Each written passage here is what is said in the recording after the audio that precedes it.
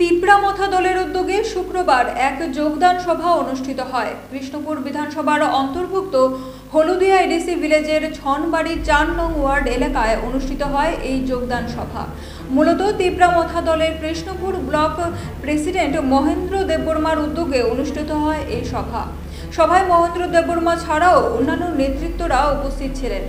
এদিনেরই যোগদান সভায় বিভিন্ন রাজনৈতিক দল ত্যাগ করে ১৩ পরিবারের ৩৫ জন ভোটার তিপ্রামথা দলে যোগদান করেন বলে উপস্থিত নেতৃত্বরা জানান।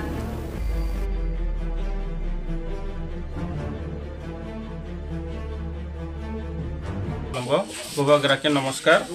আজকে আমরা 29 কৃষ্ণপুর বিধানসভা হলদিয়া বিসি সনপাড়া এখানে আমরা মহারাজের নেতৃত্বে আমরা তিপ্রামথাকে যোগদান দিছে। বিভিন্ন দল ছেড়ে আমরা তিপ্রামথাকে জয়েনিং দিছে। 13 ফ্যামিলি 35 ভোটার। একটাই ইস্যু আছে যে তিপ্রামথাতে আওয়ান গ্রেটার ত্রিপুরা ল্যান্ড এবং তিপ্রাসাদের যে উন্নতির জন্য তিপ্রাসাদের আগামী যে ডেভেলপমেন্ট করার জন্য উপভোক্তার নেতৃত্বে এটা নিয়েই আজকে তারা তিপ্রামথাতে যোগদান দিচ্ছে ৪ নং ওয়ার্ড। ধন্যবাদ।